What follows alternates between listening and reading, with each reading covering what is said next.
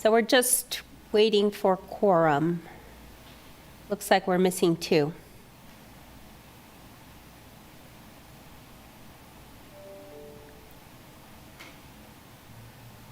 Yeah, there is.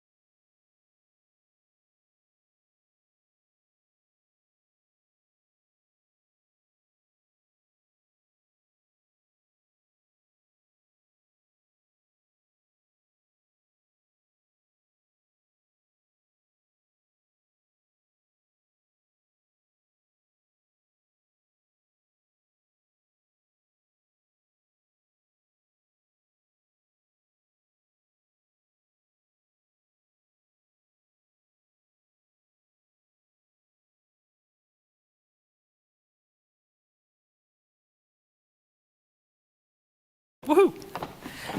Hi, everybody. Ben Sykes, Sustainability Advisory Board Chair. Thanks for tuning in and for all those that made time to be here. So we'll start our meeting with the call to order and housekeeping items from the City's Sustainability Director, Kathy Richardson. Good evening, everyone. I'm Kathy Richardson, the City's Sustainability Director. A few housekeeping items for tonight's Zoom meeting. This meeting is being recorded and broadcast on the city's YouTube channel and cable channel 25. Please remember to mute yourself during the meeting when you're not speaking. The chat function for this public meeting is disabled. All chats will go directly to me. All board members, please keep your video on. All others, keep your video off unless you are participating during the meeting. If you have any trouble, you can send me a chat. The city reserves the right to mute people or turn individual videos off to minimize distractions during the meeting. And I usually give a reminder that there's a board meeting after this one, but there is not a board meeting after the SAB meeting. So I'll turn it back over to you, Ben. Thanks. The second item on our agenda tonight is to approve our agenda. So hopefully everyone had time to look over the plan for tonight. Did anybody have any edits or anything that they wanted to raise about the agenda plan? Okay, seeing lots of negative shaking heads. I would definitely entertain a motion to approve our agenda for the evening. I think that's what I'm supposed to say. So moved. Kay Johnson. Second. It's like whack-a-mole. Who gets to say second first? Thanks. Kay moves and Nancy seconds. So all those in favor of approving the agenda for our meeting tonight, say aye. Aye. Aye. Any opposed? Same sign. Woohoo! Look at all we got done. We approved an agenda. All right, the second part is to approve our minutes from our last meeting, where we had approved minutes also from the 2 previous board meetings before that. Did anybody see any, Dawn's always awesome at this, but did anybody see any edits that we might have needed from our minutes last time? Woo! All right, a head shake from Dawn. She's looked over so many grants and other things for me. So with that, I would entertain a motion to approve our meetings from the last meeting. Minutes from the last meeting. All right, Nancy moves. Mohsen, here's your chance. Did we get a second already? Second. Oh, second. Everybody in favor of approval of our minutes from last meeting, say aye. Aye. Any opposed? Sorry, I should have said aye. Aye for the approval, not for the disapproval. Okay. Okay, the item D is our public comment period. Remember, these are general public comments on items or issues not scheduled for the agenda. And we have room for up to 5 people. Each person's limited to 3 minutes. And so I would entertain if anybody has public comment. Yep, Stephen, do you have public comment that you'd like to submit? I do, thank you. Yep. I was slow in raising my hand. Sorry. I appreciate the effort and the work, and more importantly, the concept of sustainability, not just for our community, but for our entire country, if not the globe. And as such, I'd just like to suggest that the board use its weight to work on things like bottle deposits and plastic bottle deposits. In addition, I'd like to see a report that goes in depth with respect to where our recycled materials go. The simple report that is provided by the vendor is insufficient. I want to know where that stuff ends up when it's said and done. Is it just a matter of making us feel good because they come around and say it's been recycled? And then the vendor who gets our money says it's recycled. I want to know, I'd like to see, I know it's time consuming. I know that it takes effort, but I would like to know that our recycling efforts are genuine and that they're actually going to where they're supposed to be going and not to some landfill somewhere else. I know that it's time consuming. And more importantly, I want to sensitize the board to the reality that the town's sustainability website is non-functional due to large numbers of dead links on the various buttons. From the main town website at lawrencekansas.org, if you click on the button offices and then turn and click on the sustainability office, one is taken to the town's sustainability website, lawrencekansas.org sustainability. And from there, one can click on the board and it takes you to 2019, which, is a problem in and of itself. But I'd like to see that corrected. It's just a few clicks. It's just a marginal amount of coding. I know that it's time consuming to an extent, but not really. If we're going to use the internet to inform the general public about what's going on, and that's what I am. I'm the general public. I didn't ask to find this stuff. I just was looking to get information, and this is where I ended up. When you click on the "What can you do" button, it takes you to another series of buttons, and none of them work. Calculate energy, save electricity, save natural gas, wind energy, Live Well Lawrence, Food Policy Council, Grow Food, Farmers Markets, etc. It hasn't been tended to in a while, and so we need to get that updated. And I'd like to see the boards, make some requests to get that done. And, it's just very obvious that these links need to be fixed. And those are the points that I wanted to bring to you all. And again, I appreciate your time. Thank you for the effort. Yeah, thank you very much. Those are really good things to bring to our attention, and seeing how we can go on some of those things, I think, is a great element. Dawn, did you want to respond, or did you have other? Yeah, just really quickly, at the link at the bottom of the page, you can click on website support, and you can actually provide specific information, and I'm sure that they would receive that well. Sometimes you can get more things done by just reaching out to city staff. Oh, I've done that, and I've given Ms. Richardson since May to work on this. That's why I'm bringing it to the board. I've also exchanged email or sent emails. Ms. Richardson has chosen not to respond to these civil requests. I'm so sorry, Stephen. I think. Thank you. I just wanted to make sure you knew that. Thank you. Thanks. Is it my turn? Yes. Sorry, I should have done you first in person. I did. Oh, no, you're fine. Yep. I think Stephen highlighted kind of the reason that I'm here too. I've been looking into sustainability recently, and I feel like I think it's a word that isn't understood by most people. And I think that some of the people who are on the board here have a better understanding of that, and that's the reason they would think it's important enough to volunteer their time to come here and make some kind of local difference. And the amount of views that you guys get on YouTube is like 12.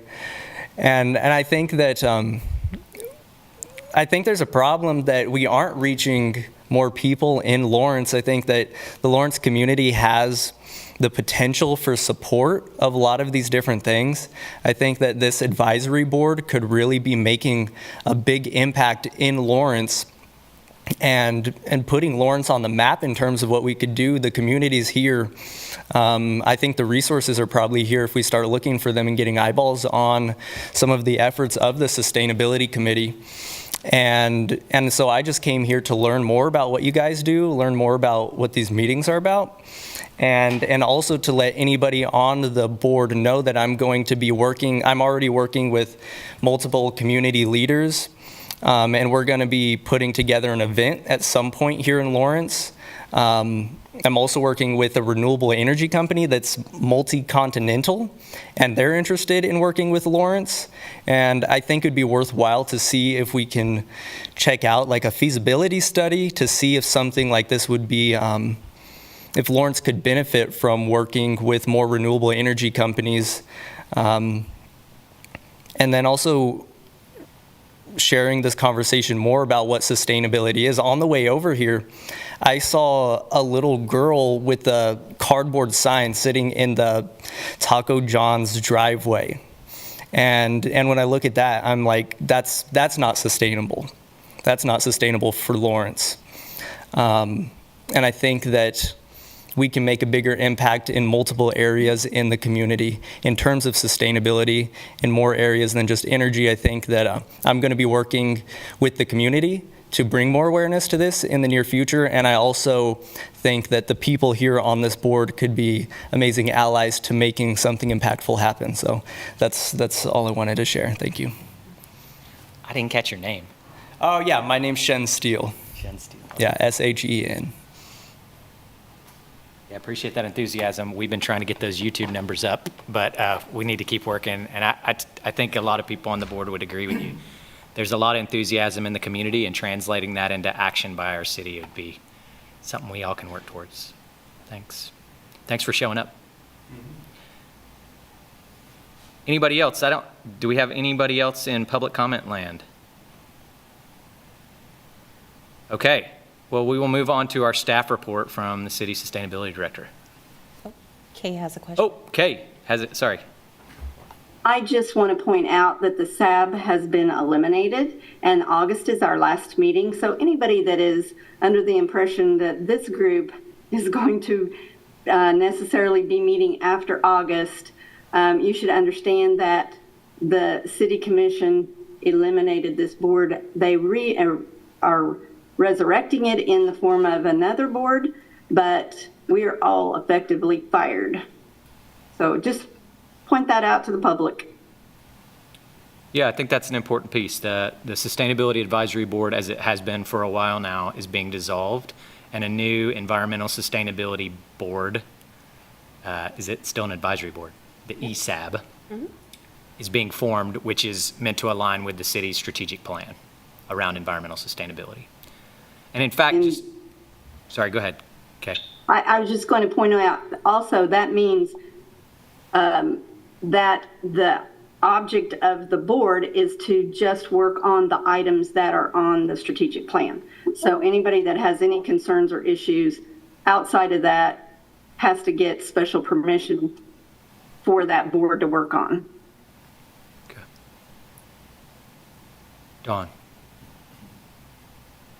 I just wanted to mention to Shen that the applications to be on the new Environmental Sustainability Advisory Board it's live and public now, so Shen may want to consider applying.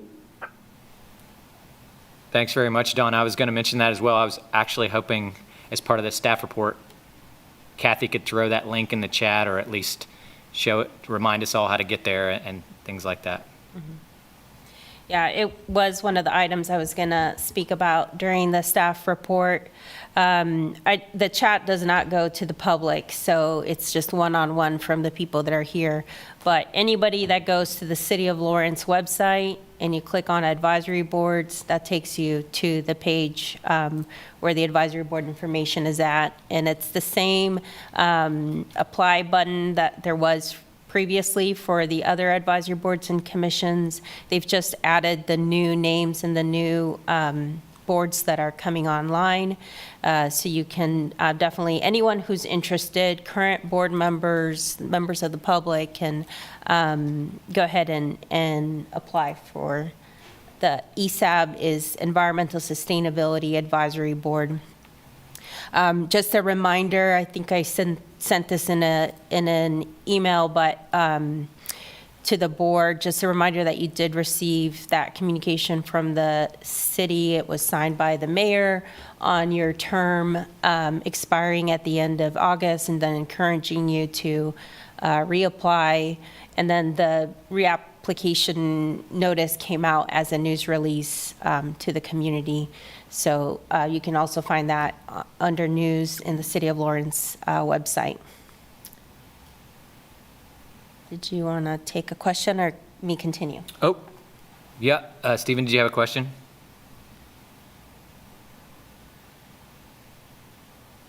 Oh, excuse me, I'm having technical difficulties. That's all wired in now. I'm ready for the report. Was that the report? No, that was something that was kind of drifted, that I caused by asking about that from Dawn, Dawn's comment to Shin. Yep. You're so kind, thank you. I do have a question, and that is that why is the website not inundated with information to get to here? I have just asked. I'm sorry, we're not in, Stephen, we're not in public comment right now, so, but there'll be opportunities later. Are you the board chair? I think Dawn is right in that we want to hear the staff report first. Okay, thank you. But I do think, yeah, we will have time to talk about that. Go ahead, Kathy, please. Yeah. So the one item I did want to speak about tonight, this has been developing for a few months, and I've mentioned it before, but not with a whole lot of detail. And this is a program that the City of Lawrence is working together with KU. So the student body president that just graduated, he and a couple other students were very passionate about starting again the effort of collecting furniture and other good usable items from the move-outs that happen up at KU, like from the dorms and such. And not only collecting all that, but then turning that around and having a sale that would raise funds for KU for the student group. And so they started the process with collection. They kind of went to the very tail end of like not a whole lot of time for planning, but they did collect quite a bit of stuff. They've shown us the city where they have the materials that they've collected and they're in storage right now. The city's partnership is that we are going to assist and help with the sale. They've called it Free State Finds. The collection was called Jayhawk Junk. But that was collected, now it's gonna be sold. They're hoping that, the sale will happen around that move out, move in. So they're hoping that, other students coming in might be able to get these items like rugs, storage containers. I think they only collected one couch. It was mostly all small items, toaster ovens, things like that, that, the new students can use this coming year. So this is going to happen. Again, we feel like we're very rushed in this program, this event, because it will, the sale is going to happen, like I said, at the end of this month, early next month. So looking at the dates of like the 29th, 30th, 31st, August 1st and 2nd. I'm putting in a plug for anybody that would like to assist in this effort.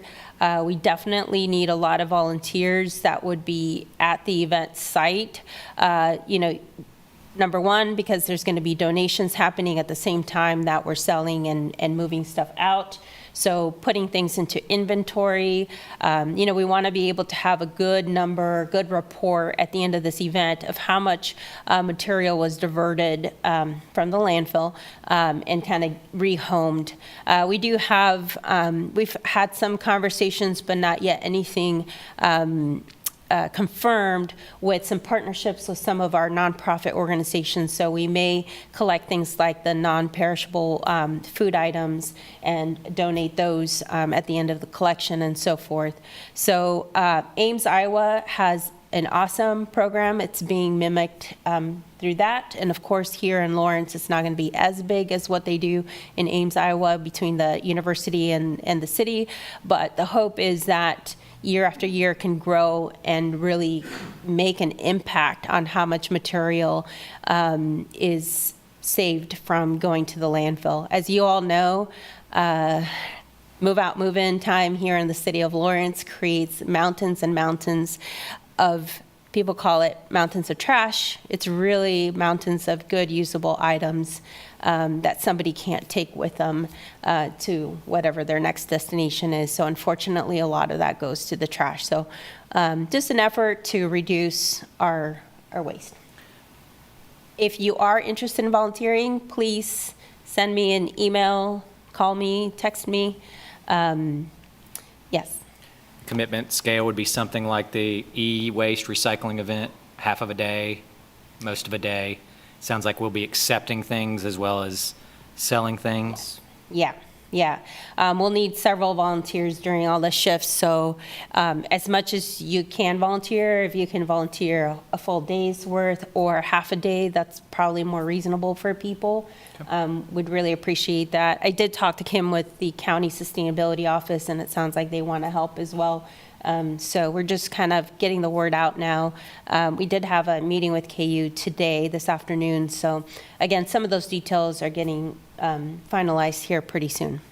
Cool. In addition to that, just I do want to address the website. We have received the emails that have gone to several staff folks about the sustainability website, including our communications office. Our communications office did assign the work of updating the website to Kevin. He is our web master person.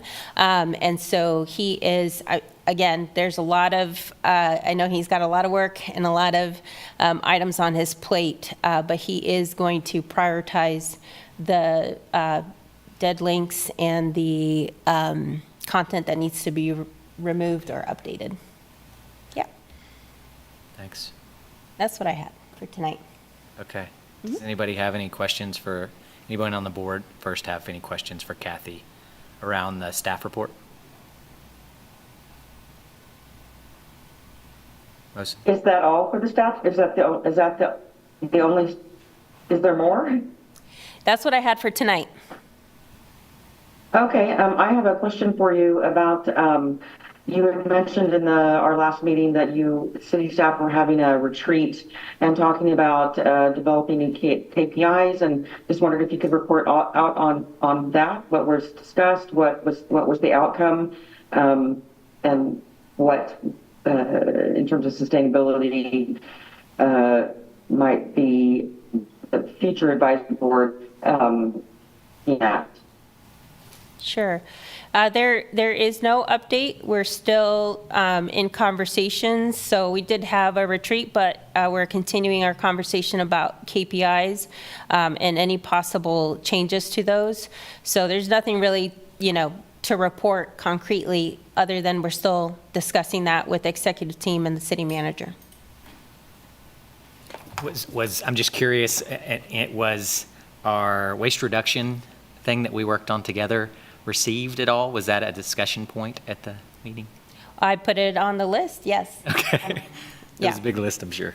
I put it on the list, yeah. There is discussion on, there were some outcomes that had 10 or 15 changes to KPIs, new KPIs. There was a lot. So it wasn't a simple conversation of yes, no, yes, no, yes, no, and let's move forward. There's more conversation around it that will happen.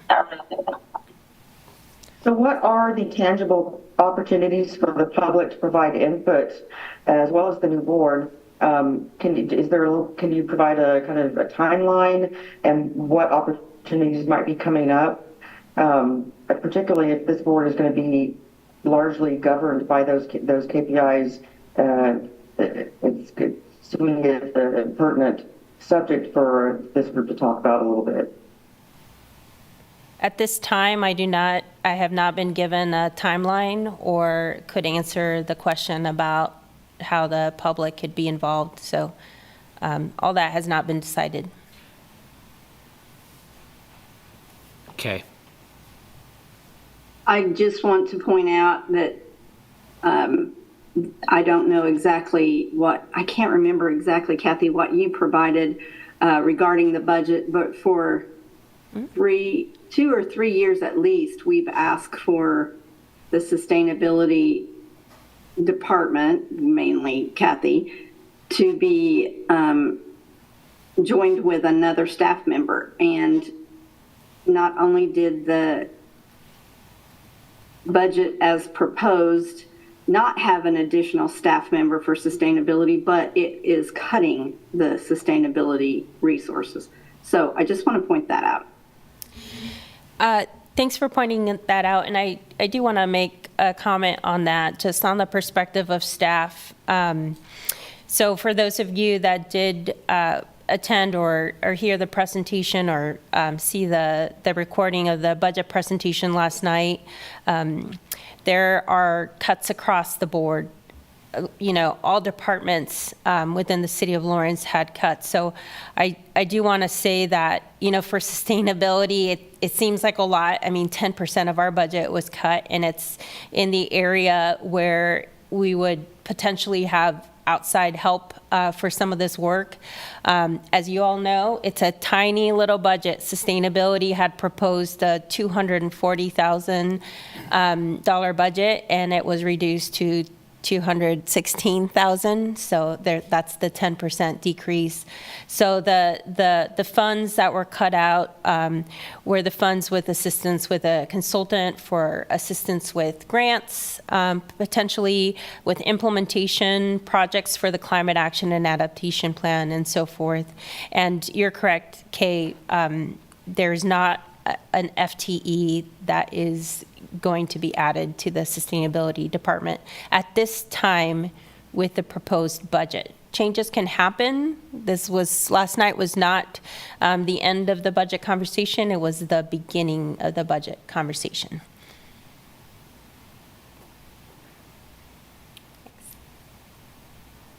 Other questions or comments from the board for Kathy about staff items? Kathy, I think I missed it. Sorry, this is Kathy Moore, SAB member. Where is this exchange thing happening with the Jayhawk junk? Did you say the location? I did not say the location because that is still getting confirmed from KU, but it will be on campus. Okay, thanks. And likely the last few days of July. Yeah, the last few days of July and then the 1st and 2nd of August. Just so you know that the ideal location is the covered parking lot, if that gives you any hints. But we're confirming with parking. Sorry, just to be clear though, it can be any one of those 5 days or it's going to be a multi-day event? It's going to be a multi-day event. That's important. So there's options on days and times if you all want to volunteer. I don't know if it. I have a question. Can other people donate items? Absolutely. Our city's communications office is going to coordinate with KU Communications. KU is focused on the student communication, but the city will communicate widely. So any citizen of Lawrence that's moving out at the end of July can drop off their stuff, donate their stuff. Any citizen of Lawrence can come and shop for any of these items. So it's open to the whole community. And just to be clear, it's not a swap. You can't bring a dresser and take home a couch. That's not how it works. No. That's not how it's going to work. No. Right. All right, one quick follow-up. Yep.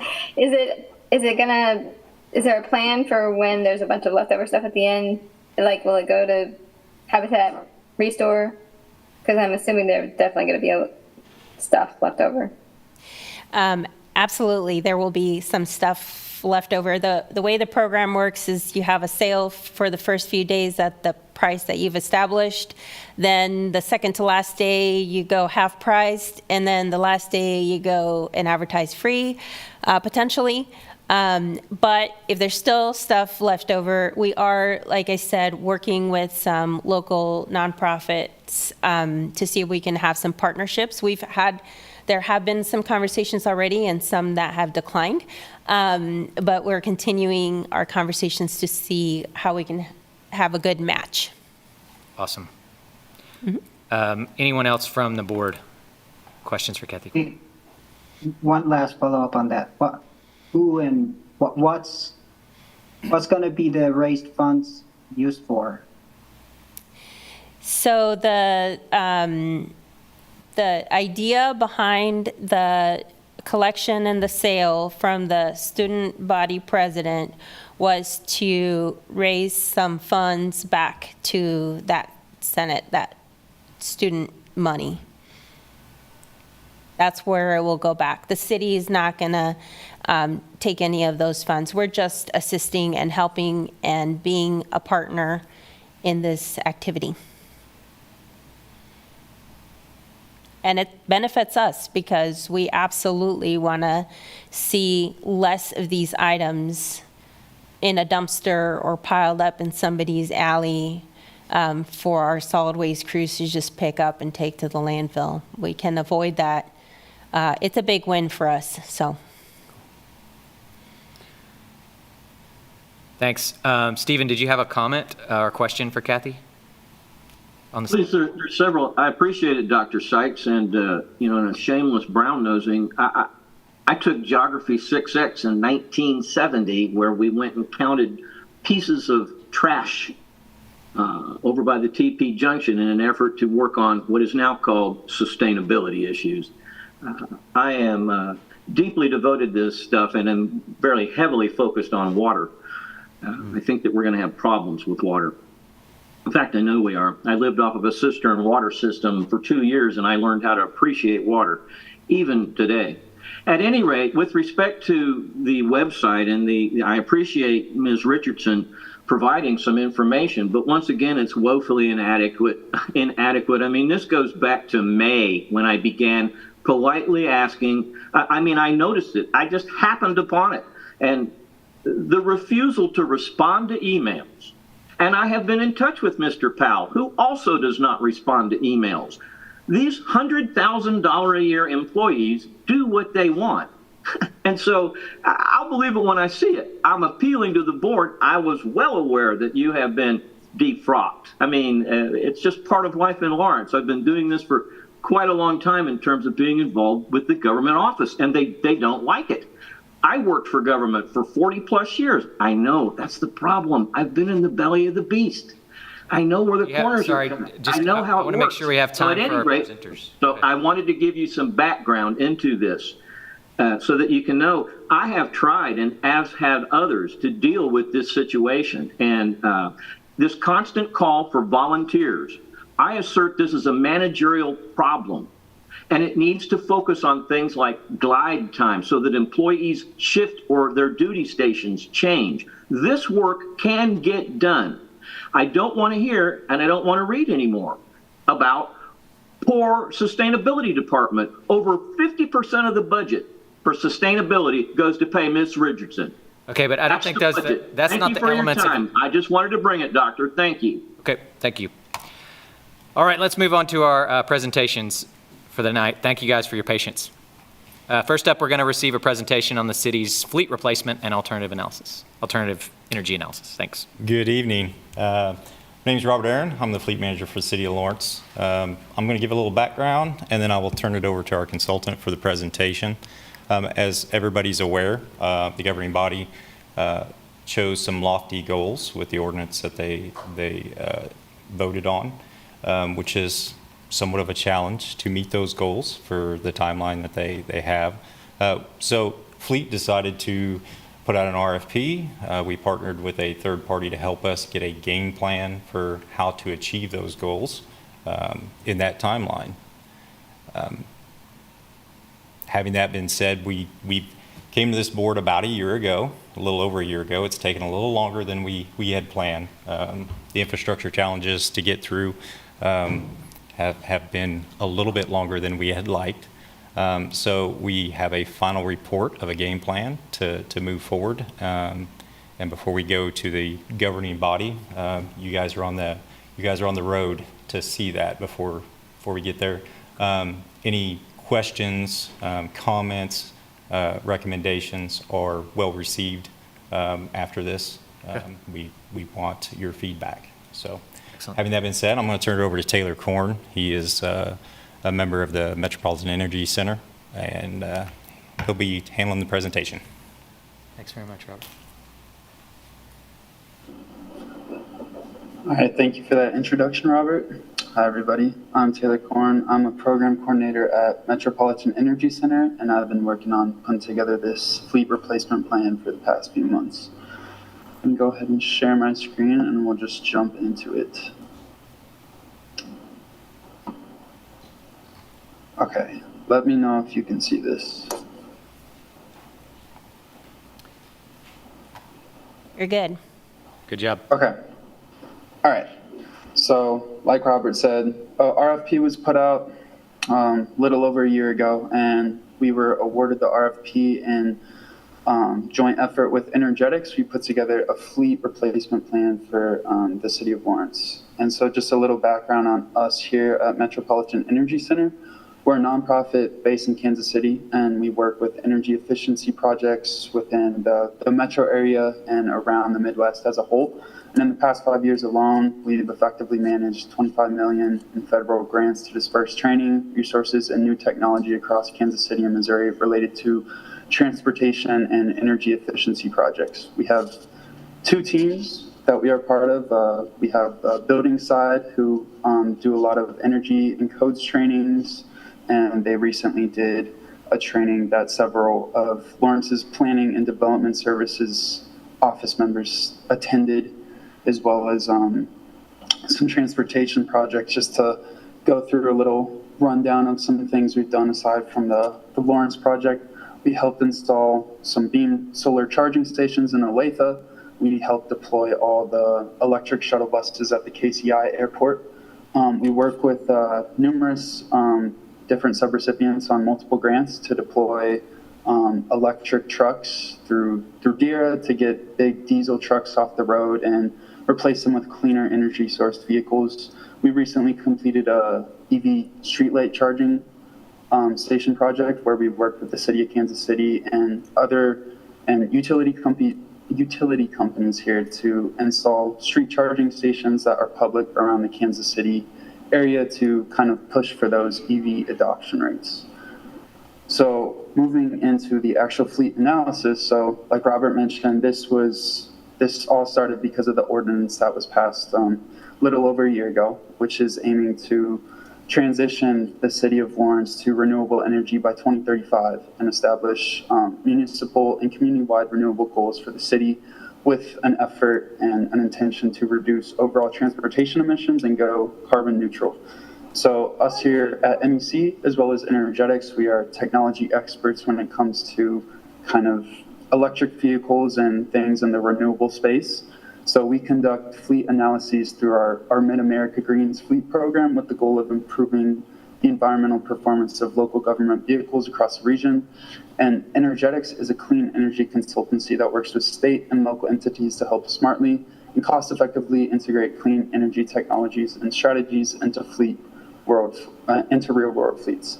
And again, like Robert mentioned, this took a little longer than we were expecting, and I just want to briefly go over this, but the transition timeline was supposed to go into effect in the budget year of 2025, but due to concerns with pricing, scheduling, and just other research that wasn't there, we decided to kind of push that deployment date back to 2026 just to make sure you guys have time to adequately prepare and make sure that this is the best decision for the fleet of Lawrence.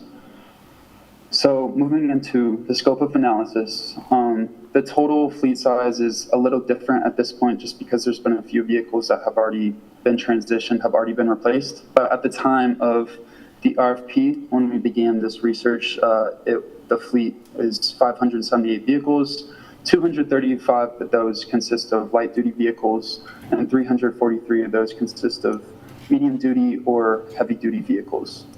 And so essentially we gathered all the data on the current Lawrence fleet in order to understand more about their operations and their overall transportation emissions so we can make the best decisions going forward in terms of replacement options and just to better understand the current fleet as a whole.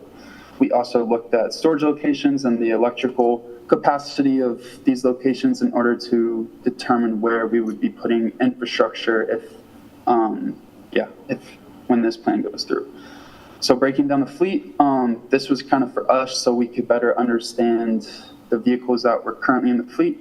And this is just going off their life cycles, life expectancy on how long these vehicles are vetted for, supposed to operate on the roads. And so 129 vehicles are currently operating beyond their planned life cycle. 168 are in the last 5 years of their life cycle. 146 have between 5 to 10 years left in their life cycle, and 135 have 10 plus years in their life cycle. And this helped us kind of determine when and what vehicles we would be replacing so that, they get to use out the remaining life cycle, and that way we can kind of factor that into, again, when we would be transitioning some of these vehicles. That helped with the transition plan as a whole.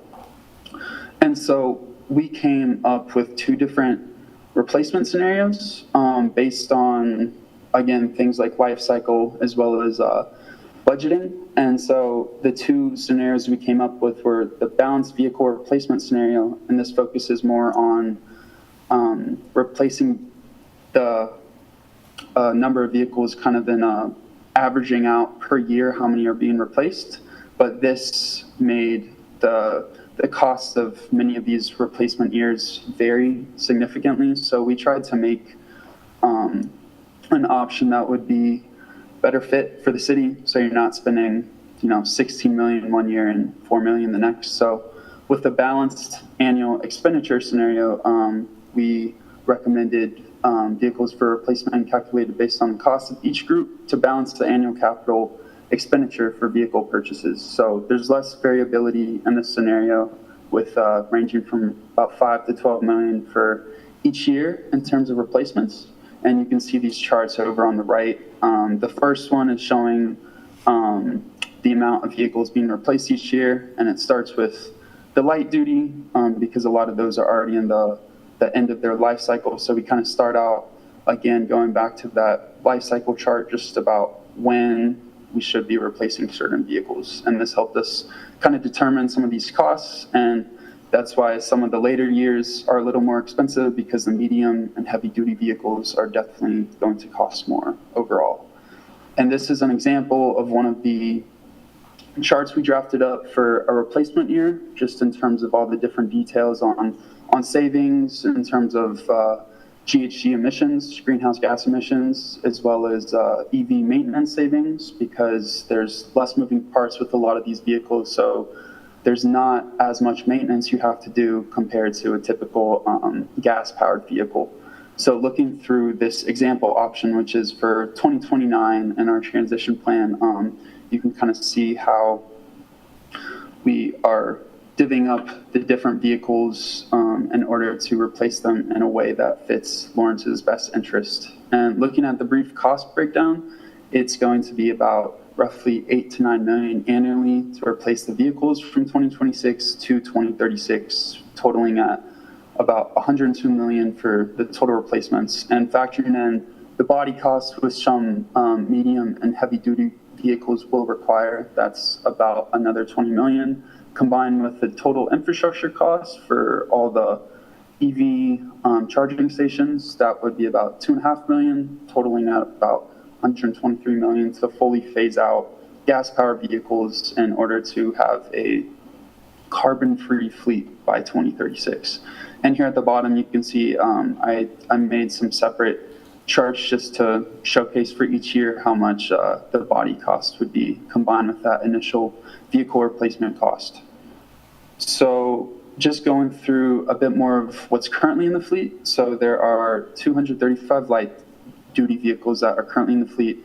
The majority of these are pursuit vehicles, most commonly police interceptors, but some other ones that make up the fleet are compact cars, sedans, compact utility vehicles, sport utility vehicles, pickup trucks, and vans.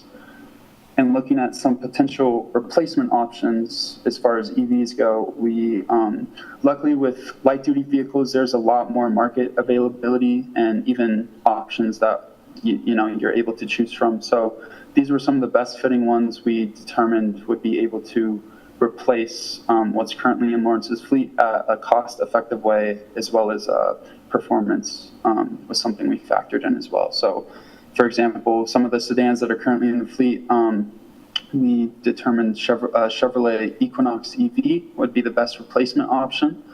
And for a light-duty pickup truck, we're going with the Ford F-150 Lightning. And moving on to some medium-duty vehicles. So there are currently 98 that are active in the fleet, and these consist of larger pickup trucks, vans, straight trucks, box trucks, and special use vehicles. So these are a step up from light duty just in terms of their classification, and some potential replacement options that we determined would be a best fit are the Ford E-Transit Cutaway, the Hino M5E, the Green Power EV Starter Cab and Chassis, and there's also some other options that are available in the report that has a great amount of detail.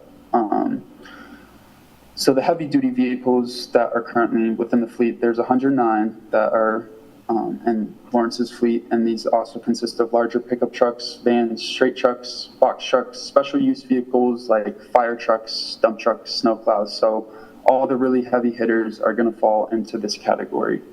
And some potential replacements we researched and came up with are the Volvo VNR Electric, the Mack MD Electric, the Mack LR Electric, and the Pierce Volterra, which you can see in the bottom is a electric fire truck that they have started to produce. So one thing to keep in mind, again, because this goes hand in hand with the high price tags that come with the medium duty and heavy duty vehicles, those replacements for EV options are quite expensive. So something to keep in mind is that there are other alternative fuel sources that are available, and granted, while they may not be completely carbon-free, it's still a big step in the right direction from diesel-powered engines. So some of these options consist of biodiesel, CNG, or propane. Again, in the case where no feasible zero emissions vehicles exist, if they're too expensive, market availability, can be some limiting factors when it comes to these larger EVs. These are some other efforts that can be focused on to meet this ordinance goal that the city put out for carbon-free by 2035. And so some examples of these alternative options, we even included some for light duty, even though I think EVs are probably the best fit and a lot more attainable compared to medium and heavy. But for the medium duty, we have some F1, some Ford trucks that are able to run on CNG. There's some medium duty trucks, the Peterbilt Model 536 that can also run on CNG. For the HD trucks, we have the Freightliner Cascadia natural gas that runs on CNG, as well as the Heel environmental side loader that also runs on CNG. So a lot of these options run on alternative fuels, but they can be maybe a more cost-effective option to meet the immediate goal that Lawrence is looking to work towards. So just worth mentioning some of the other vehicles that the fleet consists of. There's an assortment of non-road vehicles, which includes utility task vehicles, golf carts, tractors, larger mowers, and the city also currently operates 5 alternative fuel vehicles along with 9 electric vehicles.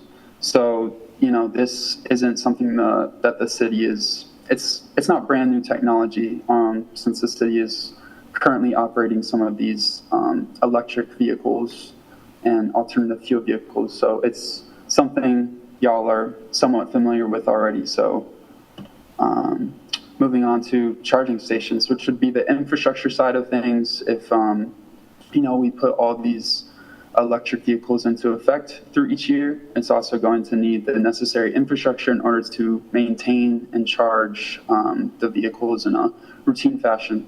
So level 1 charging stations are the lowest level, and these are pretty typical for consumer level vehicles. A lot of people have them at their house. You can plug it into an outlet.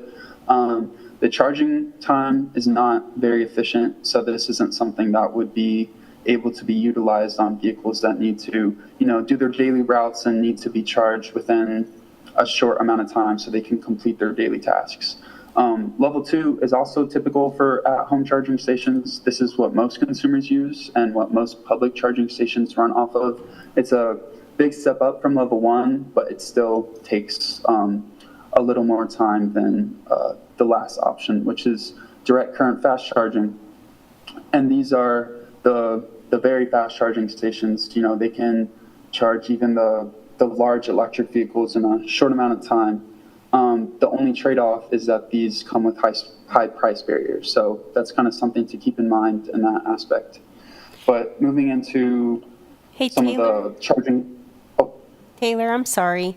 Yes. Just a quick question, because I don't know if we set the expectation at the beginning of your presentation, but are you wanting to get through the slides and hold all questions to the end, or are you open to taking questions as you're on a particular slide? You probably can't see people who are raising their hands up, our board members. So sorry, I haven't. But I'm not trying to ignore anyone, but I've just been going through it. If we could, I guess what do you think would be better? Would people prefer if we have questions on specific slides, or should I hold them till the end? I'm almost done with the presentation, probably only a few more minutes if you want to hold out, or I can kind of backtrack. Nancy, are you okay with waiting just a moment? Yep, go ahead, Taylor. Yeah. Finish it. Yeah, let's keep I think going. we all have comments or questions, so yeah, go for it. Okay, sounds good. Okay, so back to the fleet vehicle charging location. So we scouted, all the different areas around Lawrence that vehicles are currently being housed at, and to try and determine the best locations that we could install the infrastructure. And originally we determined 30 locations that would be suitable, and we ended up deciding 14 would be necessary to fulfill the EV charging station or the EV needs. And so the infrastructure needs are presented in a manner distinguishing the demand for charging resulting from the electrification of LD vehicles independent from electrification of MD and HD vehicles. So an example here on the right, and I'm going to go through a few more, but this is the building and structures maintenance on 2215 Kresge Road, and you see how we kind of just mapped out where we would expect the EVs to be housed, as well as any new power that would be needed to support the installation of this infrastructure. So another example here is a central maintenance garage on 1141 Haskell Avenue, and again you can see where the EVs are going to be housed, where the existing power is, and the new conduit/wiring that would be needed to support these vehicles. Another one is the fire station number 1. Again, same thing. You can see where the existing power is, where we would need to add more power, where the EVs are expected to be housed, as well as the conduit and wiring. And the last example I have is the traffic administration building, which again, same thing, just kind of maps out where we expect the vehicles to go, what would be needed to add to this existing building to support the infrastructure needed to power the EVs in a safe fashion. And so some policy change recommendations we have in order to actually kind of go through this plan and to prepare the city of Lawrence for any future endeavors in terms of electrification. So EV adoption rates are increasing rapidly, but there's still a lot of barriers to overcome and keep in mind. It can be implementing these policies can help streamline the deployment process just to make things easier on your end, and so that you guys are future-proof for, whatever comes next in this new technology space. So we recommend that you all should develop strategies and funding mechanisms to purchase the EVs and address upfront costs. Again, I know it's a high cost transition plan, so that's something to definitely prioritize, as well as reviewing local floodplain rules and regulations along with zoning policies, to make sure that infrastructure can be implemented in certain regions. And this is something that is addressed quite a bit more in the report, because there are certain locations that we recommended that do exist within the floodplain. So that's something to definitely keep in mind to make sure that the charging stations aren't being installed safely. You're not putting anyone or any vehicles in danger, just to make sure that it's a safe idea. Standardizing permitting process so contractors and city staff know what information and documentation is needed to install EVSE. Again, with new technology, there's going to be a lot of new processes that come with it. So this is definitely something that's good to know, so you do things in the right and safe fashion. And another thing is ensuring a training program in place for fleet drivers, vehicle technicians, maintenance staff, and first responders to make sure everyone gets comfortable with the new equipment.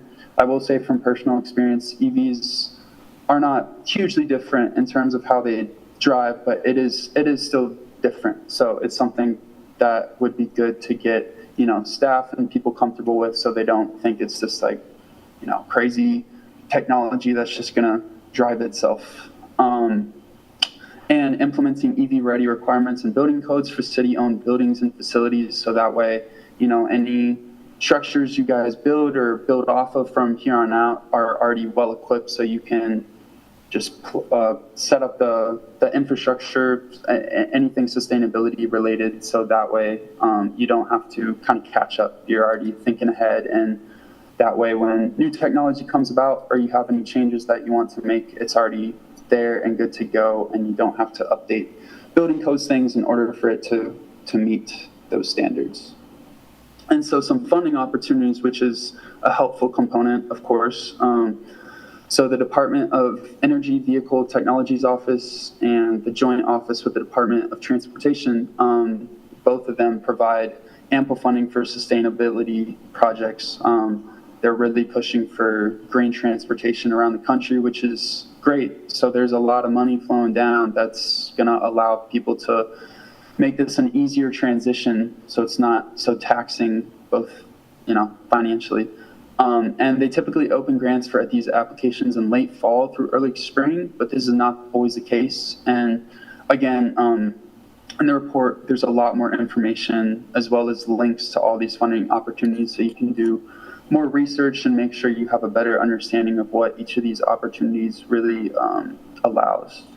Another good opportunity is the EPA Diesel Emissions Reduction Act, DARA, which is a great one that we actually have done a lot of work on here at MEC, helping numerous subrecipients and organizations around Kansas City and other close by Midwest cities get big diesel trucks off the road and replace them with electric or cleaner alternative fuel models. So again, this is a great way to kind of minimize how much you guys are going to be spending on the overall transition, and they're always putting down money every year. There's always a new DARA grant that opens up, so that's going to be a very set in stone opportunity to receive some extra funding. There's also the Charging and Fueling Infrastructure Discretionary Grant Program, which allows strategic EV charging infrastructure deployment. So when it comes to some of the DCFC stations that will be needed to be installed for some of the larger scale equipment, this will be a great way to kind of offset those costs, as well as the Evergy rebate program, which is a similar funding opportunity that allows fleets, qualifying fleets, and consumers to receive funding to offset those high upfront installation costs. And so going through some risks, because there are some, of course. So when it comes to electric, One thing to keep in mind is Evergy is a sole electric distribution supplier for the city and its facilities, so supply redundancy is not possible. If anything were to happen with Evergy's network and it goes down, then you may not have access to power, which could limit some of, the work needed to be done with the vehicles that the fleet has. Similar with weather, destructive weather events could interrupt power flow to the city's properties.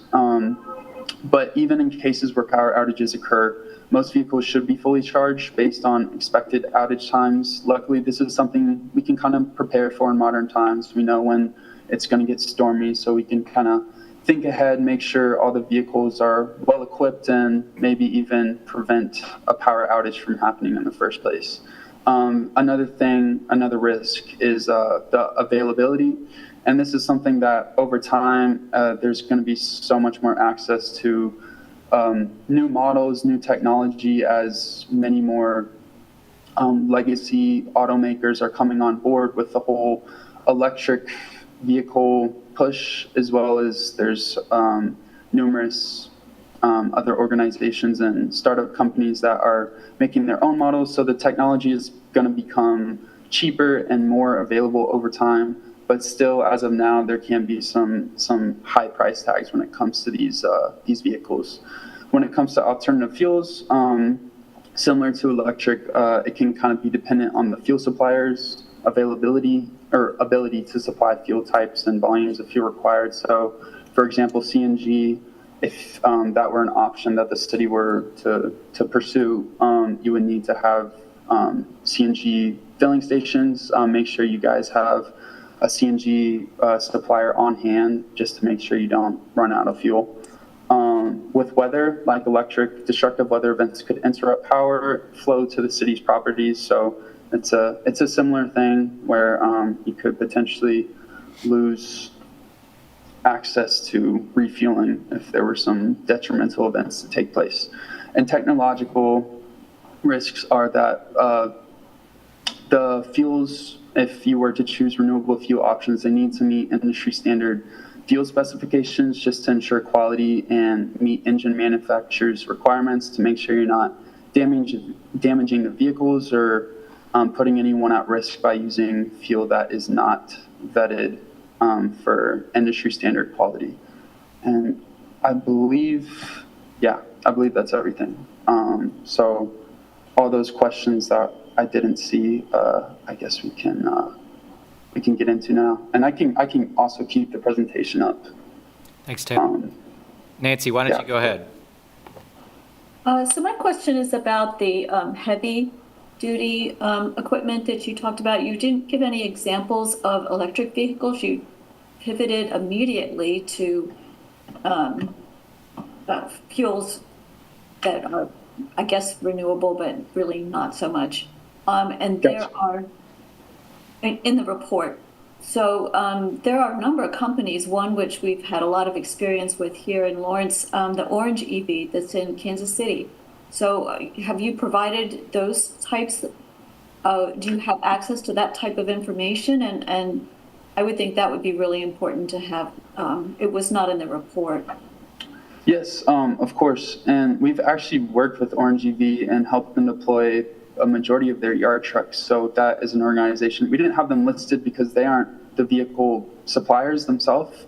So if you see on screen here, these were the electric vehicle options that we came up with for the HD. So there's the Volvo, there's the Max, and there's the Pierce Valteras, which we thought were a best fit as for now, because a lot of the Orange EV trucks that they currently use and that we help deploy are yard trucks. So those aren't going to be necessarily meeting Lawrence's needs when it comes to, what a fire truck is capable of or a dump truck. So that's one reason we didn't specifically talk about Orange EV in the report, but thank you for bringing that up because that is that's a great example of implementing HD EV technology. Those aren't in the report. I see them here in this slide presentation, but they're not in the report that you gave to the city.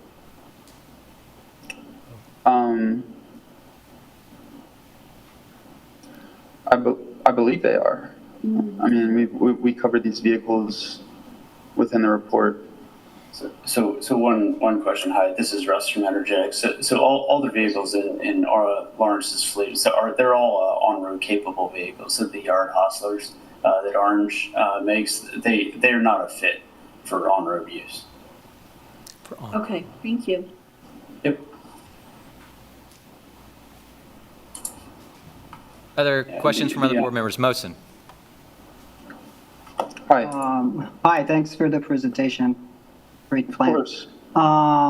My question is kind of related and not related to your presentation. I want to ask, is there any specific kind of vehicles in the fleet replacement plan that you have a feeling that is not economically viable?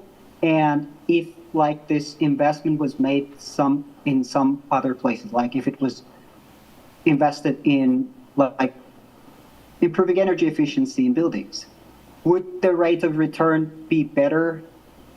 The opportunity cost of some of those most expensive fleet replacements in the plan, and of course the impact on emission reduction. Yeah, of course. So again, there are definitely very expensive costs that come with some of these heavy duty vehicles, and that's why we provided, some alternative ones, because they aren't as much of an economic challenge. But again, the whole premise of this replacement plan is to meet the city's goal of carbon-free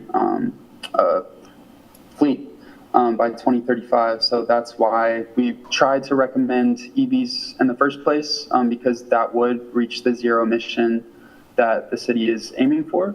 But when that's not the case, that's why there's alternative fuel models that may be just a better fit economically, like you said. And I can't say if the money would be better spent, whether it was in a buildings project versus transportation, because again, I think that's up to the city to determine where the money would be best fit or best spent in order to meet that ordinance goal that they have. But I think you bring up a good point that the buildings projects are something that maybe should not be left out of the question, and maybe the money could be better spent in those areas. But again, that's a decision for the city to make, and we were just trying to provide this plan in order to help them reach their goal of zero emissions within the fleet. So that's why we didn't have anything specifically talking about buildings or anything like that, because this was all related to transportation within the city. Robert, did you have something you wanted to add? Thank you. I did. I don't know if Mike's on. To his point, the heavy duty market, the off-road market are probably the largest challenge we're going to face in the fleet. The Mack LR series, which we have been in conversations with Mack. We've been in conversations with the former crane carrier, which is, excuse me, I can't think of their name right now, but those vehicles will have an impact in the solid waste. There is opportunities. There has been markets of scale in that. They've focused on refuge trucks themselves, but there's going to be an impact. Those trucks are more than double of what a conventional truck costs, and that will have rate effects, obviously, in those enterprise funds. So off-road equipment is a huge challenge. We went last month, we had the opportunity to go test run probably one of the only electric backhoes that is slated for production. And it has its challenges as well. After about 30 minutes, we lost close to 40% of its capacity. So we have to look at those as opportunities to consider, but we also have to be cognizant of we still have to fix the water line when it's broke, so it still has to perform. So the heavy duty market is one of the reasons why those larger numbers are years out. Hopefully technology catches up. Hopefully there's some advancements. But right now that is a huge challenge for us. So. Dawn. Oh, sorry, Russ, did you have something you were add to? Oh, it looks like your hand went down. Okay, Don, go ahead. Yeah, sorry. I wasn't trying to jump in line, but on the heavy duty, definitely they're more expensive. Heavy medium is lagging light duty, just sort of like when the market was started for those. And the vehicles are all very expensive. There is sharing between technology, but heavy duty has to be built more robust than light duty. So that's part of why the costs are so much higher. Just they're lower down on the adoption curve. So just sales volumes, they're just in like early production level right now.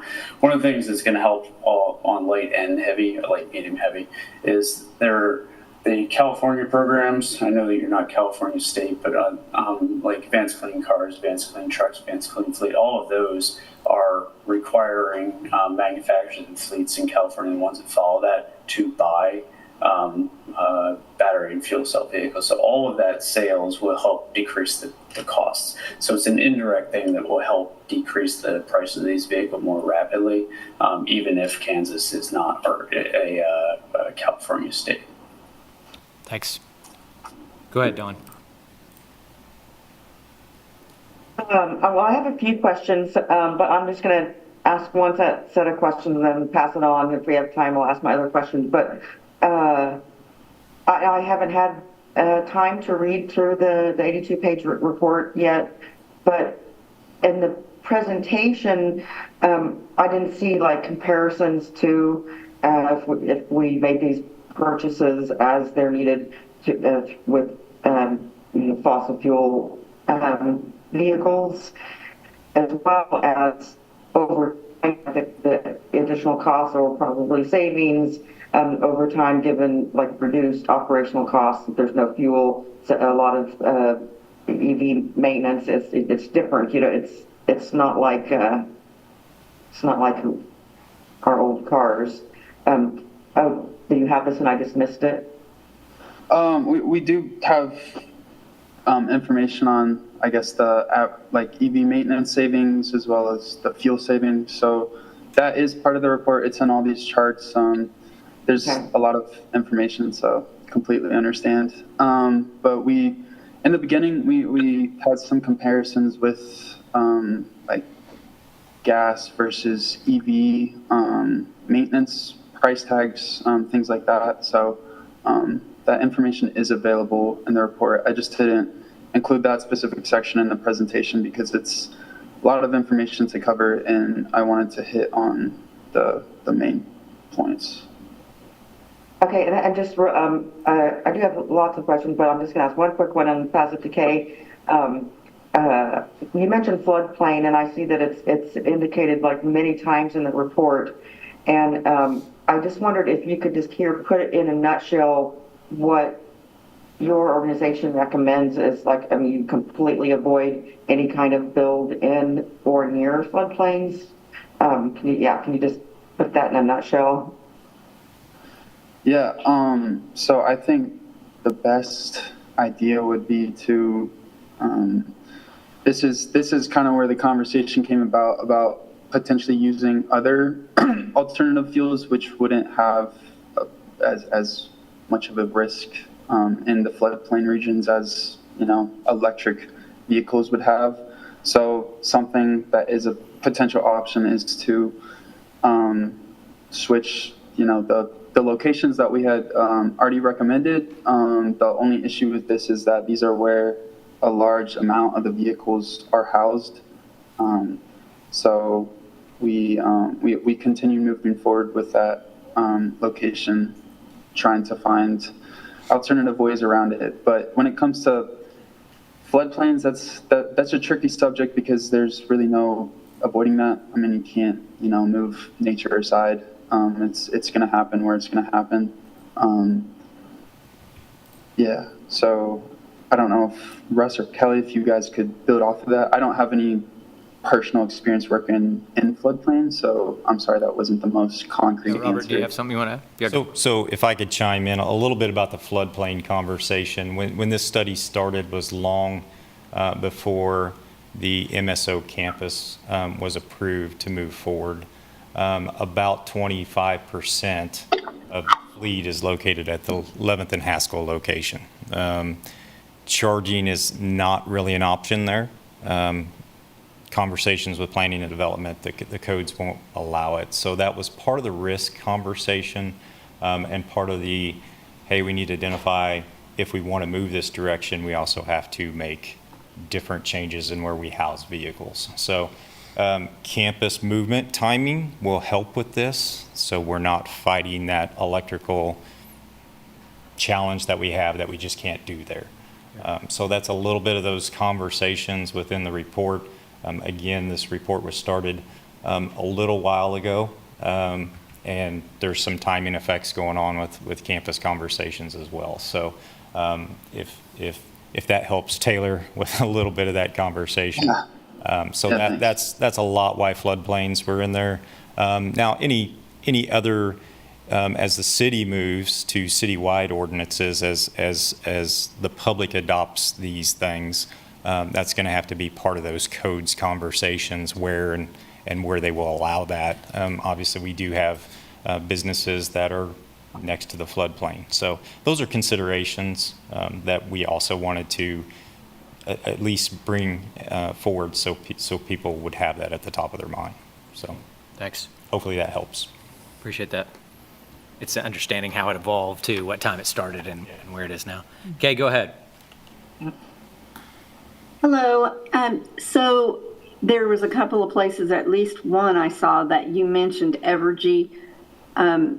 The Evergy opportunities, are they in our area or in the Kansas City area? I'm not aware that Evergy has They program. Oh, sorry, I won't cut you off. Yeah, no, that's all. That was my question. Yeah, they're willing to work with any fleet or consumer within the region. It's not just specific to Kansas City, so that is an opportunity that Lawrence would potentially qualify for.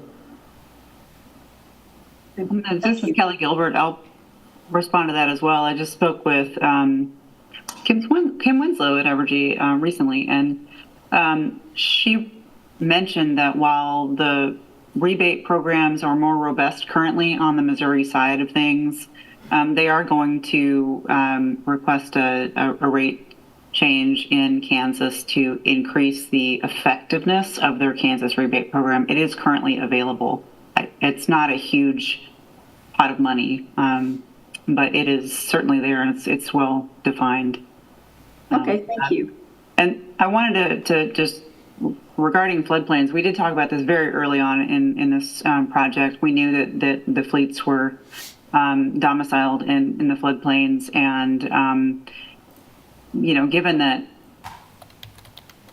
the electrical supply boxes are all really well contained and well protected from shorts and that kind of thing from a technology perspective, it's obviously a risk for operational purposes during flood events and that sort of thing. And so that would ideally be mitigated from, for the entire fleet, not just because of electrification.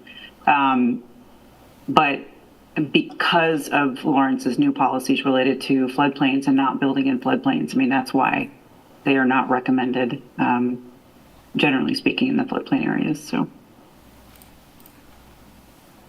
Thanks very much, Kelly, for that addition. Any other board members? I had a couple of questions, but I just want to make sure every board member gets an opportunity if they want one. I have a quick question.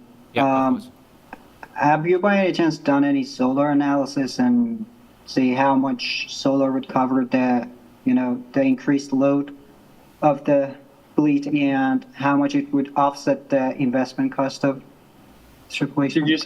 Did you say solar? Yes. That wasn't something we did a bit of looking into it, but that wasn't something that ended up making our final plan, just because that's also a pretty expensive market. And like I mentioned in the very beginning, we did work with Olathe on installing some solar beam charging stations, but the only issue with that is that I think the current ones on the market are only able to support light duty vehicles, so it wouldn't meet some of the other issues that come with charging the bigger vehicles. So that's something that's another market that's still kind of forming. That's the problem when it comes to all these new technologies. But that could be, you know, as this plan progresses down the line and as time moves on and more technology becomes available, that could likely be another avenue to pursue when it comes to the infrastructure side of things for this transition plan. But as of now, it's still an emerging market. Thanks, Taylor. Don, if you have a quick one, and I'll ask see if we can wrap this conversation up by 7 with some public comment. Go ahead, Don. I'm just curious about the push out to 2026 and if there's additional costs associated with that. Maybe we don't have time. I was going to ask like what were the data issues and just generally what are the next steps. I'm not seeing much of timeline in the proposal. Like, will you guys continue to be involved? What are your next steps in this project? Of course. So the reason for pushing it back was we had a changeover in hands, and this project was kind of sent my way. We had some staff turnover. There was also just issues that hadn't really been discovered with some of the original vehicle recommendations and some of the cost issues, which led us to have to redo a lot of the original research and make sure that everything was correct. And by that time, it was pretty deep into 2024. So we decided to move that back just to make sure there's adequate time to prepare and understand more about this transition plan and change whatever is necessary. And as far as our role in this as the plan develops, I mean, we'll always be here as, you know, experts for things like any recommendations or, you know, maybe new funding opportunities, new technology. That's things, you know, Robert can always reach out about that we can help with. But we're going to make sure we help get this plan to the best fit for the city of Lawrence before it's actually finalized and deployment starts. So we're pretty much here to assist as far as our role in this continues. Yeah. Robert, did you have something? So just to add on the 26 push timeline. So we did have some personnel changes within the consultant that delayed some of the additional work that we were working on. And by the time we got done with this, obviously Kathy touched on it at the beginning of the meeting, the budget process is already through. So there was no way we were going to meet the 25 timeline. So it got pushed a year. Unfortunately, that was something we weren't looking forward to, but that's just the way it worked out. So yeah, that's actually, do I need to unmute? No. Okay, sorry. That's actually a great place, I think, for my question to fit in, which is just basically about money. I mean, we just had this big budget meeting last night. To me, the three things that come together, not just in the presentation, but in the larger document, is thinking about where can we get money from to do this? So the grants. How much is it going to cost us? Which I think is well outlined in what your presentation was. But the savings, I think, is the key thing, not in the presentation and not really popping. I think, for example, the question about how much do we save on gas versus how much is the electric energy going to cost us per mile, that, you know, pops out, I think, for a lot of people, like, why do you buy a solar panel? Well, it costs you a lot up front, but then you lower your solar income. So those things, I think, aren't coming through to me, at least in the presentation. And I was Googling the document, honestly. Yeah. But I think that budget issue is like at the center of it for a lot of people. So the savings is kind of an unknown. Okay. When it comes to the light vehicles, there's some data, right? They're as Russ indicated, there's a lead of the pack there. When it comes to the heavy duty vehicles, you know, we're running trash trucks. We don't necessarily work on the engines of the trash trucks as much as we work on the bodies. So it's not necessarily a saving. It's going to be a fuel savings, obviously. I don't know that we have any significant data from the market that says it's going to be a 15% reduction in cost of operation versus, you know, a 10%. So the savings thing is a challenge because it's a crystal ball. When it comes to the cost as well, most of the costs when it comes to light vehicles, right, it's markets of scale. Those manufacturers are moving vehicles. It's really going to depend on the demand for these heavy duty vehicles. what that looks like in the future as far as cost is concerned. So when it comes to the grants, we'll have to pursue those. Yep. But we're going to be competing with a lot of other people as well. So it's probably not going to offset the largest cost involved, but hopefully that helps with the program. Thanks, Robert. Rush, did you have something you want to add? Yeah, just one quick thing. Taylor's presentation mentioned the DOT CFI grant. That one is on the street now with the application date of 28th of August. So just flagging that because there's $800 million available, but like Robert said, I mean it's gonna be very super competitive. But it does include planning, for fleshing out plans like this, as well as infrastructure and things like that. So the time is there for that one to evaluate. Is that something you guys have capacity for at this time? I mean, that's a tight timeline. It would be for me for a grant for a little bit of that hanging timeline is getting this in front of the governing body, and they're ultimately going to have to make the decision. So okay. Appreciate that. I think I'll just quickly add. Sorry, I didn't turn on my video. Just quickly add as far as that goes.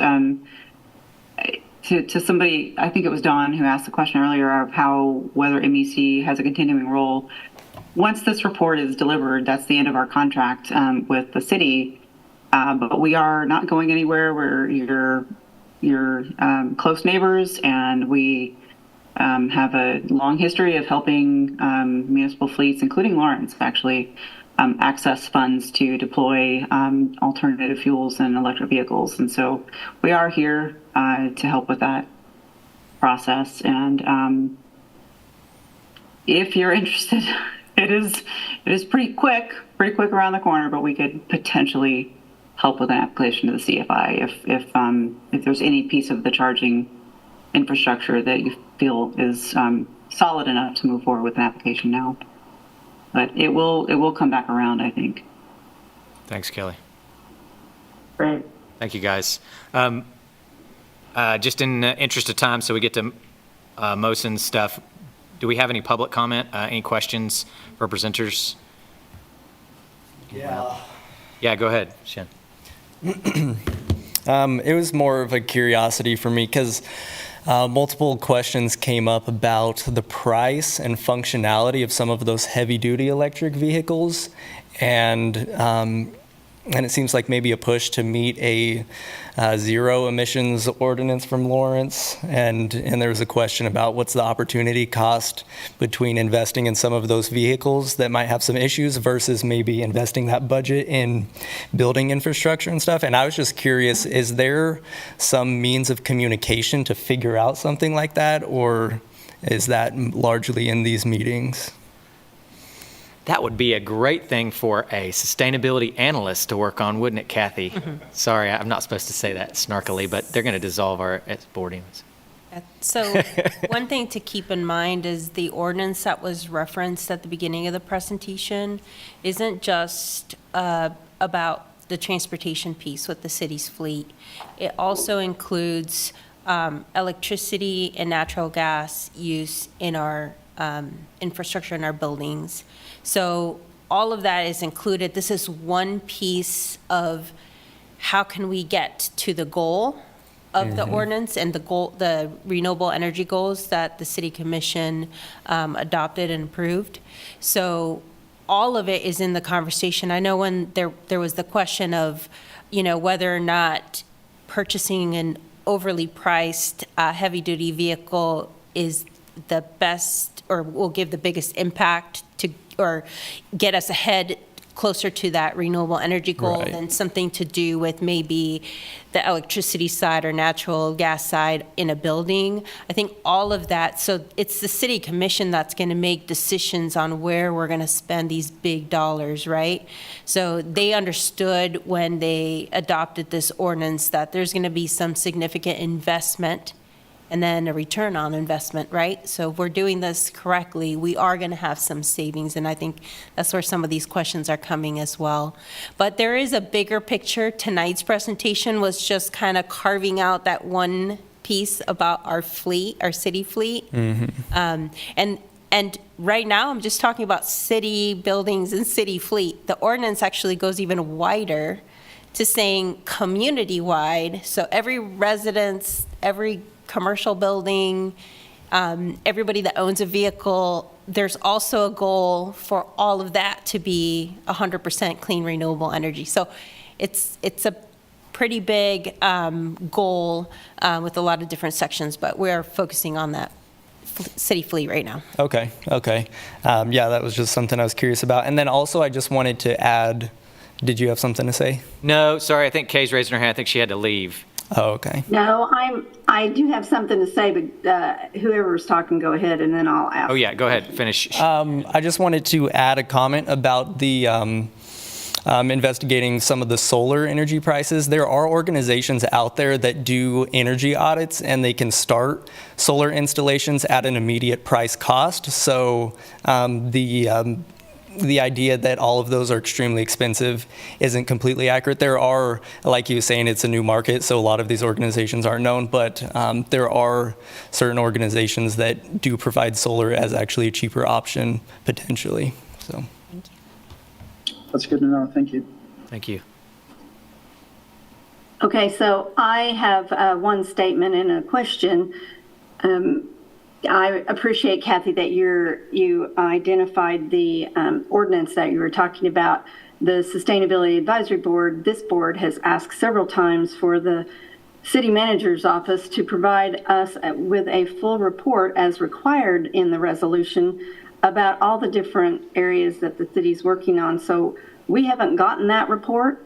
And, you know, to me, that's an outstanding item that should have been addressed a long time ago. It was supposed to be an annual report.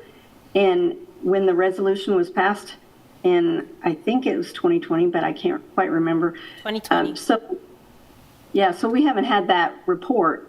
And that is still, to me, an open item that is owed to the public, since this board will be disbanded next week, or next month, I mean. Thanks, Kay, for reminding us of that. We all want that badly, I think. Any other public comment, or we're going to move on to Mohsen? Yes, go ahead, please. And I'm sorry, I'm going to have to jet, so. Okay, bye. See you later, thanks. I'm new to attending things like this, so maybe I'm totally misunderstanding, but there was a slide about identified funding opportunities. So that's from the federal government. So if you get funding from them, then it doesn't have to compete, right? Like, it doesn't have to be an opportunity cost for like what the city is spending. Yeah, essentially, and maybe they stopped sharing my screen because I actually have that slide pulled up right now. But yeah, essentially, I mean, if you were to apply for federal grants, they basically will give you a percentage of the money. They'll kind of like match what you're paying. So it definitely takes away from the overall cost that you have to spend. So that can really help offset. It doesn't completely erase it because they're not just going to, buy it all for you, but it does do some damage on the overall price that you would have to spend to switch to some of these vehicles. That was my question. No, that's a great question. And I think, the city used some similar kinds of things for the electric buses that we've brought online. Of course, they still have maintenance costs and upkeep costs and personnel costs after that. But it's a great question of trying to find ways to not make it compete with all of the initiatives the city has going on in their budget. Thanks. All right. Thank you guys so much for taking the time to present to us. We appreciate you answering all our questions. We have maybe more, and maybe is there a place we can send them to Kathy or something if we have, because the document itself was quite long, so. I was going to mention, just to clarify, please look at the document that's attached to your agenda that's online. That is the updated PDF. And then I will get the slides, the presentation slides on that agenda. But for now, I just sent you all an email forwarding you the link to where it's at. And then I know some of you haven't had time to just in-depth review the document, but as you have questions or comments, either go ahead and send me an email, and I will make sure to get all of that over to Robert Aaron, and he will share with the consultant. So thank you. Thanks. Thank you, guys. Appreciate the time. So we're at 7:05 right now. We normally go till 7:15. We don't have that wall, but I want to make sure that we at least discuss. We have spent a little time discussing Mohsen's proposals and all of the elements in them. Mohsen, I don't know to what degree you want to go back over all of those elements, but I think the last bit of your stuff is the most important, which is your suggested recommendation. I don't know if that was a poor reading of me of the document. That's great. First of all, we don't have quorum anymore. That is We true. continue. But I think maybe what we can do is have a discussion about that last element, and we could tee it up to be the first thing that we voted on in our August meeting before we party like it's 1990. Yeah. So I don't know at this time, and considering the fact that this board only meets one more time, about the value of discussing this, but I think this should go somehow to the commission, even with the simplest proposal, such as disclosure ordinance, even if it doesn't get passed, but it sparks conversation, and that's what we need, because then people will come forward, we'll discuss it, and will potentially offer other solutions. And I also wanted to reflect on this last presentation. As Kathy said, this is part of the bigger picture, and in isolation, it's a good plan. But we need to look at it as a piece of the puzzle. And if I'm not wrong, last night, the budget increase for the city is like 3.5 million. And ironically, last time I reported that approximately the wastage in rental properties is 3.5 million. So, and to build on what Kay said, we don't have the report on how much the city is spending on energy for their buildings. And if we had that report, the city could have invested in their efficiency, could have recovered a portion of that 3 million increase in taxes. But we don't have that. So those are the conversations that I think that need to be going forward and be more discussed. Thanks, Mohsen. Is that a good place to start? I mean, I don't want to just have a conversation around all of the things we need to do, but where we're at. I mean, to me, the document that you put together is extraordinarily compelling and also well organized, and I agree with you that it needs to get in front of the commission.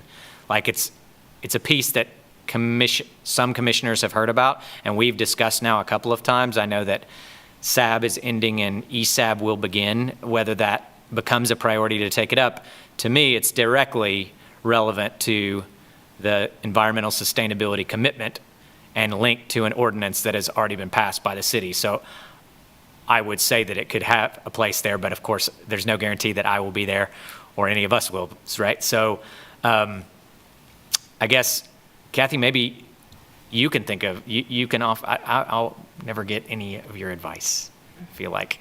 What do you think is the best way forward on this document that Mohsen's created in terms of getting in front of City Commission?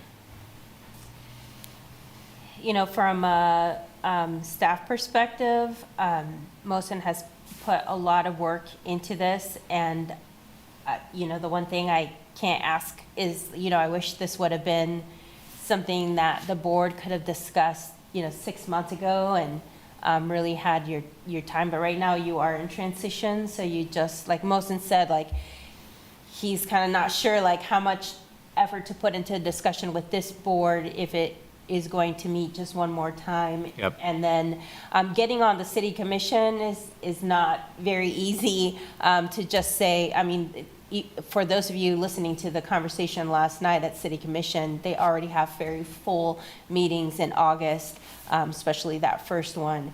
But you know, I wish we had more time for this board to discuss. So I'm kind of at a you know, is this, I have suggested to Mohsen if he is interested in maybe making that connection with AHAB, the Affordable Housing Advisory Board, not the current AHAB, but just waiting till the transition of the new AHAB. So I did, you know, we had that conversation and how we can maybe have him present some of the information or provide it to the new board members that will be appointed to that board. Yeah. So we've already been talking about kind of more on the lines of the new boards. Okay. But it's really up to you all, what you feel you can accomplish with this. It, needs attention and more time for discussion. Yeah. Yeah, okay. I think that resonates with me, and I certainly don't want all your work to be a casualty of, that's the last SAB thing. We're moving on to a new board, right? Like, because, we don't want any of our hard work to be seen that way, but Shin, did you have a comment that you wanted on Mohsen's presentation stuff? Yeah, I think that sounds like a great place to start the next meeting. Yeah, the organization that I mentioned that could save money on solar and is in a position to actually help the city save money on their budget specializes in exactly the area he was talking about in terms of building infrastructure. So yeah. I think in terms of the agenda for next meeting, is that what we're talking about? Well, what we're talking about is whether or not we discuss it at the last SAB meeting, and it becomes a casualty of, if we tried to get on city commission with this last thing, we won't even exist probably by the time we get on their thing. So having the new SAB board, or as Kathy put forward, the new AHAB, which is the Affordable Housing Advisory Board, taking this up after we've all come out of our cocoons and transmogrified into our new boards might be the powerful one. But having that connection, I think, would be great. If you wouldn't mind to email Kathy with that organization and your link, I think that would be good. Yeah, for sure. Okay. Any other board members' thoughts on, is everybody okay with that strategy? I know it's always frustrating. Dawn? Just that, I'm sorry, I have 2 new kittens and they're really hungry right now, so they just... I saw you had one up here a minute ago. I was like, is she just showing off kittens? Because she wants to get our YouTube views up. Just random kittens. Yeah, that's right. Right. Kitten Corps. Mohsen, I told you I would give you feedback on your last presentation, and I failed to do that. I'm sorry. And I do think this is worthy. I have to say, I have a rental property, so I wondered if I should recuse myself if we actually voted on this. But I'm kind of curious. This is important, but we also have a lot of stuff to cover. I think in our last meeting we talked about. I don't know. I was going to ask of the people that are here, would you vote for sending the presentation as is to the city? But maybe folks aren't ready to comment on that. I also wanted to recommend to Mohsen to possibly work with, if we don't talk about it and you don't end up on the next board, working with the Sustainability Action Network or Lettuce or KIFA, one of the local environmental groups, and then to put it forward and have a group working with you and behind you to move it forward.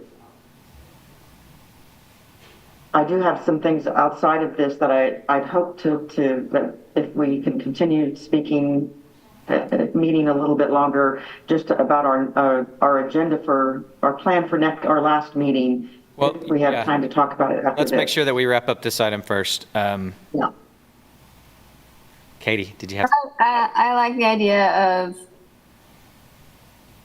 connecting with a new AHAB board and presenting and trying to collaborate with them or present it to them to then have them be the ones who bring it to the city commission in the future, maybe.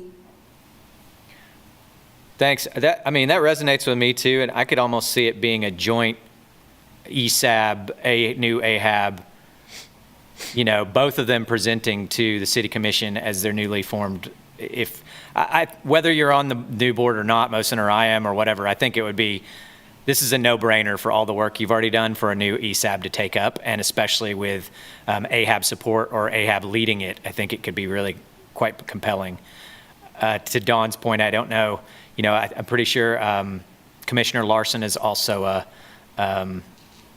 what is it called? Landlord. I don't know if others are as well, so I don't know how much they'll have to recuse themselves in talking about this stuff, but To me, that resonates more that we bring it in, as the new groups take it up as a new mantle. But like as a ready-made, here you go. I'm not trying to push you off. I just don't want it to get like swept under the rug as the last thing, an SAB thing, right? Is that okay? Okay. That's what Mohsen and I had discussed. That's what you guys had discussed. He had just asked the question, of staff, like how could this conversation continue, outside of if this board, when this board sunsets, like how to continue it. Yeah. And so that's where we had the conversation about the new AHAB and just bringing it to other groups. Obviously, you all know that Jamie attended last month, and so it definitely, she took away from it that this is definitely something that within the countywide climate action and adaptation plan, it's a discussion and something that, that staff and all the stakeholders are going to want to discuss some more. But yeah, I was just trying to share with Mohsen other ways that he can connect with other boards. Thanks. That makes sense. Yeah. I did also just want to mention just the technicality of it. A lot of the boards are not currently meeting this month or next month. Yep. Some of the ones we just mentioned are not meeting. They're just waiting for the new boards. But when you all meet in August, obviously your agenda may have some action items, but you're not going to meet again to approve those minutes. Yep. Or, just a technicality there on. No, I appreciate that. And the main thing that I saw on our agenda for the last meeting that we had discussed a couple of meetings ago was final subcommittee reports that would be prepared by the subcommittee champions before the meeting, and we would kind of approve them, see if we needed to edit them at all, and just, that would be our kind of final meeting. Okay. But I'm open to that discussion if others want to have it. That's kind of what we had set out a couple of times ago. We've already been harmed by this process that the city has blasted through, and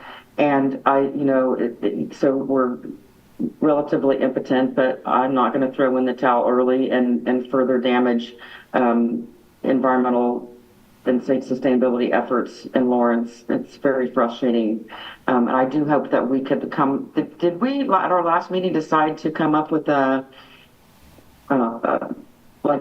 list of recommendations, or are we just using the subcommittee reports? For example, like we could provide here are some topics that have been covered in the last, presumably the new people can do their homework. But it just seems like there should be, some statement from our group that passes the baton. Yeah, Dawn, there was one thing that you and I were going to work on if we have time, which was kind of a historical statement of all the things that SAB has achieved that we could hopefully maybe get done this month. And that would be, I think, the place if we talked about those goals. But I see Katie and Nancy have unmuted, so yeah. Nancy. I don't think, oh, yeah, sorry. I just want to comment that I sent in the report for the climate action subcommittee, and it did just that, is it noted a few achievements that the subcommittee had worked on and then sent to the board in general. So it's recorded in the subcommittee report, so I don't know if you need to repeat it in the full report, but certainly it's great to do that. Thanks, Nancy. That's exactly what we want, I think, out of those subcommittee reports. And even the ones where we haven't achieved things, to be like, here's what we were going for, here's the progress we made, here's what we did. Katie. I think that all sounds good. I just, I would, not to be pessimistic, but I would note that we can't make any recommendations. So, we can just say what we achieved and what we want, what we've been working towards, but the new board can only take up items that the city commission recommends to them, right? So just to be clear, sorry. Is there any point on making recommendations?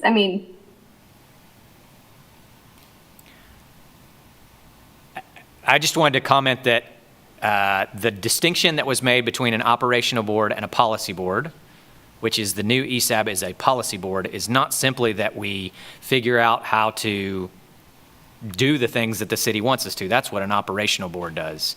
The distinction that Commissioner Finkeldye made, at least how I heard it, and I think as was written in the minutes from City Commission, is we are also encouraged to come up with policies that achieve the city's commitment to environmental sustainability, just as is written in the charter for the new board. So I think there will be a stronger component.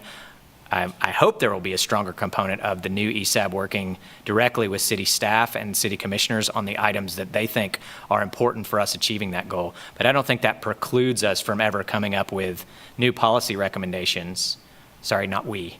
I don't think that precludes the new ESAB from ever coming up with policy recommendations that haven't been handed down from City Commission. Others can disagree with me. Maybe I won't be on the new ESAB to figure that out, but. I didn't mean to sound overly pessimistic. I just meant that I don't know that they can take any of our recommendations as a prior board and start with that. Like that's not something that they can initially start with as like their agenda moving new forward. ESAB. If I were on the new board, that's the first thing I would do would be to look at what the previous board was done. So I just because the city is like kind of hamstringing things, that doesn't mean that we shouldn't just continue our efforts. We've always been an advisory board. I do get what you're saying, Catherine, but. Yeah, I think Don, you hinted at this, there's going to be a lot of transitional things that just come up that are just things that are going to slow down, I think, some of the progress on environmental sustainability, but I don't know how that new board will proceed, and maybe I'll have a voice, maybe I won't. Sorry, Kathy. I have a question. You've lost another member, like you're way below quorum, so discussing things of like direction or anything like that. I'm just letting you know we can't vote, right? But we can't have discussion either. Well, I need to leave too, so. Okay, yeah, we're past 7:15. you're losing people. Okay. Yeah, but can I ask a question of Kathy real quick, or we just? That's Kathy. I mean, Kathy's purview. I don't personally. So one of the things that was very frustrating in the very quickly passed new structure for things is that there really isn't any kind of defined timeline. Or I'm missing that, but and also for like filling vacancies ongoing. But is there a timeline for having the new board established? This conversation happened at the City Commission last night about the need for understanding what the next process is of appointing folks to these boards. And they asked staff to add it to the agenda for next Tuesday. So I believe next Tuesday's City Commission meeting is when they're going to have this discussion of timeline for appointing folks. They understood that from the start, they were talking about, starting September 1st, these boards may start meeting, so September would be their first month. So I think that they felt a little panicked in how to appoint so many people in the middle in less than a month. It was a terrible, terrible plan. But it will be discussed at Commission next Tuesday. Thank you for that. Thanks, Don. Thank you guys for showing up and staying late. I appreciate it. Have a great night. Bye. Thanks, Kathy, for your patience and for educating me as always on. I have no idea. No, I'm sorry. You don't have no idea what I'm doing up here. members, and I kept seeing messages of people saying.